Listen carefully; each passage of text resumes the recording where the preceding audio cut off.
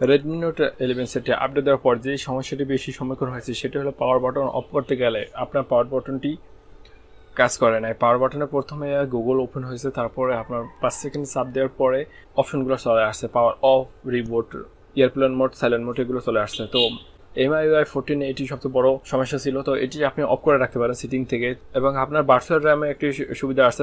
আগে যদি আপনার ফোনে 4GB র্যাম থাকতো তাহলে আপনার ভার্চুয়াল র্যামটি আসতো 1GB, কিন্তু এখন আপনার 4GB র্যাম হলে সেই 1GB থেকে বাদ দিয়ে এখন 3GB পর্যন্ত আপনি ভার্চুয়াল র্যাম অ্যাড করতে পারবেন। কীভাবে আপনারা ভার্চুয়াল র্যাম অ্যাড করবেন সেগুলো আজকে ভিডিওতে দেখাবো, এবং সেটিংটি কীভাবে অফ করবেন সেটাও দেখাবো। আর কিছু সেটিং দেখাবো যেগুলো শর্টকাট আপনার খুব প্রয়োজন হবে, কীভাবে আপনারা এগুলো ব্যবহার করবেন সেটাও দেখা দেবো। তো ধৈর্য সহকারে ভিডিওটি দেখুন, তাহলে আপনারা জানতে পারবেন কীভাবে শর্টকাটগুলো ব্যবহার করবেন এবং পাওয়ার বাটনের সমস্যাটি অফ করবেন এবং ভার্চুয়াল র্যামটি আসলে এটা কীভাবে অ্যাড করবেন।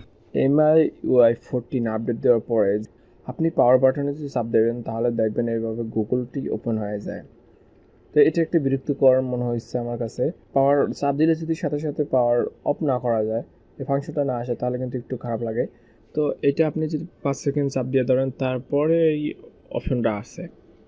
এটি সমাধান করার জন্য আপনাকে সিটিংয়ে চলে যেতে হবে। তো আমি সিটিংয়ে চলে যাব। এখান থেকে নিচে দেখবেন এডিশনাল সেটিং লেখা আছে, এটার উপরে ক্লিক করবেন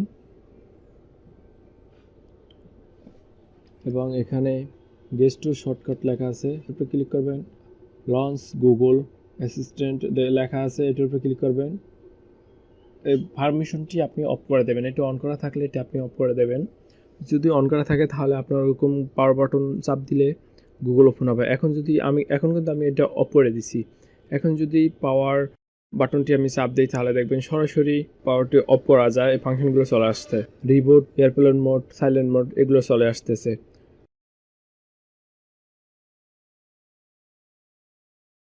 এখন যে কাজটি দেখাবো সেটি হলো অনেক বড় একটি সুখবর।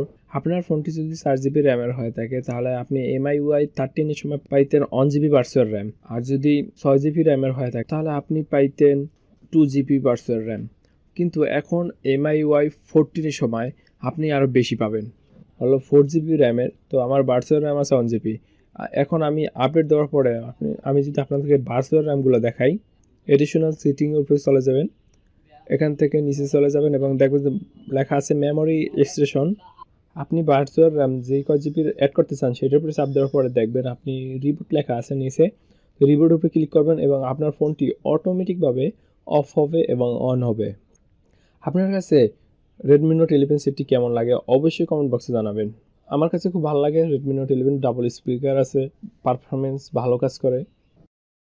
MIUI 14 আপডেট দেওয়ার পরে এটি সবচেয়ে বেশি খারাপ লাগছিল, পাওয়ার বাটনে গুগল ওপেন হয়ে যেত। এখন যদি আমি আপনাদের সিটিংয়ে নিয়ে যাই এবং অ্যাবাউট ফোনের উপরে ক্লিক করি, ডিটেলস ইনফো, এটার উপরে ক্লিক করে দেখুন 4GB প্লাস 3GB, মানে 7GB র্যাম। এখন আমার ফোনটিতে 7GB র্যাম কিন্তু অ্যাড হয়ে গেছে, মানে 3GB অ্যাড হয়েছে আর অরিজিনাল হলো 4GB র্যাম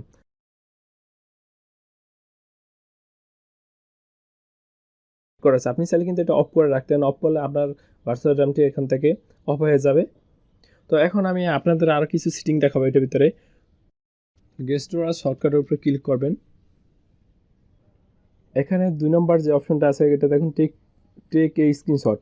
আপনি স্ক্রিনশট কীভাবে নিতে পারবেন, ভলিউম বাটন এবং পাওয়ার যদি দুইটি একসাথে চাপ দিয়ে রাখেন তাহলে কিন্তু আপনার স্ক্রিনশট হবে।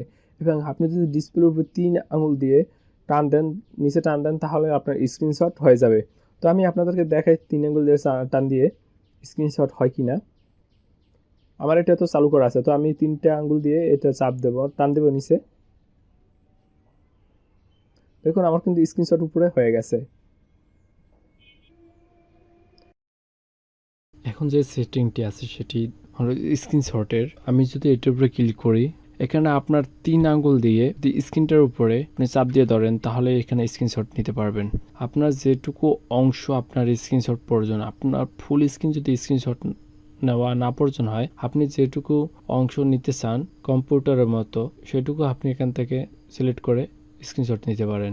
তো স্ক্রিনশট এখানে 3-4 পথে নিতে পারেন, গোল নিতে পারেন, চারকোনা নিতে পারেন এবং আপনি কাস্টমাইজ করেও নিতে পারেন। আপনি স্ক্রিনশটটা যদি সেভ করতে চান, সেভের উপরে যদি ক্লিক করেন তাহলে আপনার স্ক্রিনশটটি এখানে সেভ হয়ে যাবে।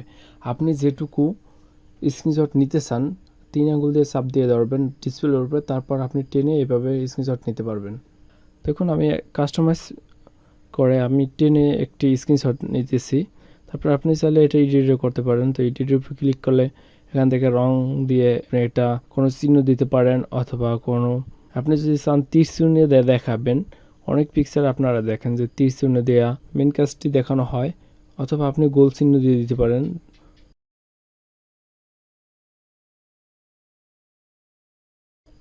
এরকম সিস্টেমে আপনি স্ক্রিনশট দিয়ে দেখাইতে পারেন। এখানে 3 ধরনের স্ক্রিনশট নিতে পারবেন। কাস্টমাইজ করে যেটুকু প্রয়োজন, তারপর আপনি গোলাকার করে বৃত্তর মতো নিতে পারবেন, এবং স্ক্রিনশট এবং চতুর্ভুজ নিতে পারবেন। এটা কিন্তু আপনি গ্যালারিতে পেয়ে যাবেন। আমি যদি এখন গ্যালারিতে চলে যাই, তাহলে দেখুন গ্যালারিতে কিন্তু এটি সেভ হয়ে গেছে।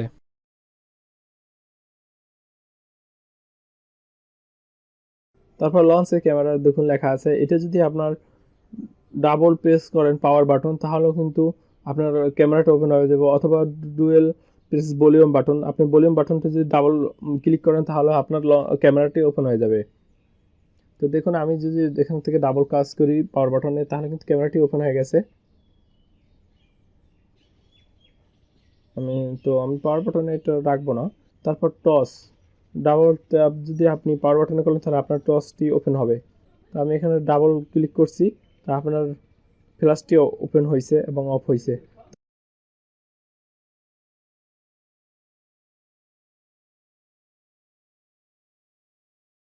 আমি একটু অফ করে রাখলাম। আরেকটি আছে ডাবল ট্যাপ ফিঙ্গারপ্রিন্ট সেন্সর। আবার এই ফিঙ্গারপ্রিন্ট সেন্সরে হলো আপনার যেটা পাওয়ার বাটন বলে, যেটা দিয়ে আপনি লক করেন, ফিঙ্গারপ্রিন্ট দিয়ে যেটি আপনি লক করেন ওই পাওয়ার বাটনে, সেটার ভিতরে আপনি চাইলে ইচ্ছা মতন এখানে সিলেক্ট করতে পারেন। তো আমি যদি এখানে ক্যালকুলেটর সিলেক্ট করে দেয়, তাহলে দেখুন আমি শুধু সোয়াইছি, এটা কিন্তু আপনার চাপ দেওয়া লাগে না। পাওয়ার বাটনের উপরে ফিঙ্গারপ্রিন্টের সেন্সরের উপরে চাপ দেওয়া লাগে না, শুধু আপনি সোয়াবেন দুইবার, তাহলে আপনার ক্যালকুলেটরটা ওপেন হয়েছে। এখন যদি আমি ক্যামেরা দিই, তাহলে ফিঙ্গারপ্রিন্টের উপরে সোয়াইলে কিন্তু এটা ক্যামেরাটি ওপেন হয়ে গেছে। দেখুন আমি এখান থেকে নান করে দেবো, কোনোটাই রাখবো না।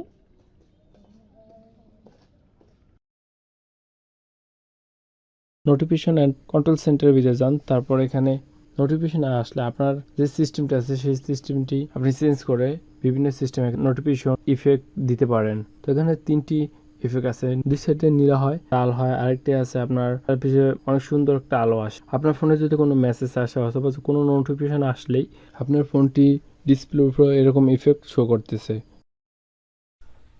তো আপনি জানলেই বলবেন না যে ভাই এটি তো আমি আগে জানতাম, আপনার ভিডিও দেখার কোনো প্রয়োজন ছিল না। দেখেন ভাই, আপনি যদি এই ভিডিওটা জানেন, এই সেটিংগুলো জানেন, তাহলে তো জানলেন, তাহলে তো ভালো। আর যদি আপনি না জেনে থাকেন, তাহলে দেখুন অনেকে কিন্তু এরকম আছে জানে না, তাদের জন্য কিন্তু এটা খুব উপকার। ভিডিওটি যদি ভালো লাগে অবশ্যই লাইক করবেন, কমেন্ট করবেন, এবং আপনি যদি আমাদের চ্যানেলে নতুন হয়ে থাকেন অবশ্যই চ্যানেলটি সাবস্ক্রাইব করে পাশে থাকবেন। সম্পূর্ণ ভিডিওটা দেখার জন্য আপনাকে থ্যাংক ইউ সো মাচ।